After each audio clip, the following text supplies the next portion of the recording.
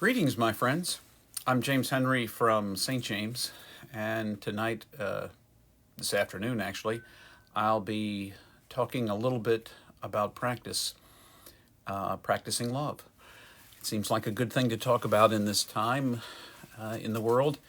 But before I start with our practices, I want to remind you of something that I remind you about every single time we get together, and that is that you are infinitely loved, that you are a gift just for who you are, right where you are, right this very moment. Please never forget that piece. And as well, that the infinite love is not only in you, but can be channeled through you. And that's why I'm going to talk a little bit today about what it might look like for us to practice love. Now, first of all, I've been doing these weekly, sometimes bi-weekly broadcasts since the beginning of the pandemic, more or less, in March.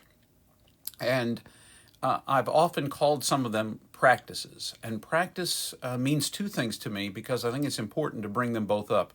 First of all, if you practice, you actually do something. When you practice something, you work at it, whether it's the piano or another instrument, or it's a sport, or if you can practice cooking.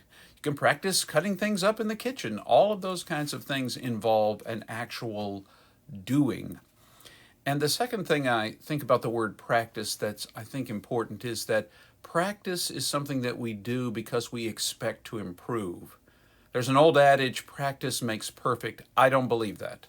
I don't believe practice will ever make you perfect. There's always room to get better. There's always room to improve, whether it's in your technique or your focus or something else altogether. So for me, practice is the opportunity to keep working on something and hopefully to continue to improve, to get better at it. And the reason why I chose today to talk about the practice of love, that, as followers in the way of Jesus, he told us that there were two great commandments. Love the Lord your God with all your heart, soul, mind, and strength, and love your neighbor as yourself. Now, I think that what he really meant is practice loving the Lord your God with all your heart, soul, mind, and strength, and practice loving your neighbor as yourself. I don't think Jesus wanted us to just have a warm feeling about God or just a warm feeling about our neighbor. There was a hope and a dream and an imagination in that commandment that we actually practice love. In today's society, we've started to think a lot about love as something that you do like in your heart or even in your mind, whereas love is something that's meant to be a verb, a practice we do with our hands, with our words, and other kinds of actions that may seem passive, like just listening to a friend unload about their day, looking carefully as the sun sinks over the horizon at the end of day, and recognizing that light coming to you is part of the love of God, a reflection of that love. So practice is something that we can do moment by moment, and as we do it moment by moment, we can get better at it.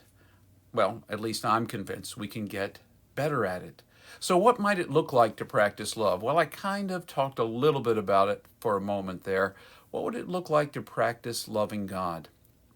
Well, what might it look like for you if sometime during the day you stopped long enough, slowed down long enough just to be present with God, just to listen for what God might say to you, to a moment to pray. And praying is not just saying words. Praying is simply being present to that moment and trusting that what is in that moment is a gift from God. You might practice love of God by mindfully, thoughtfully, heartfully chewing each bite of food that you get and being thankful of the gift that it is, whether it's a fresh ripe strawberry or a hot bowl of oatmeal, or even a cold bowl of oatmeal for that matter. any food that we eat, any moment that we get can be a moment to stop and recognize our connection to God, and that's part of practicing love. It can also be reading the Bible.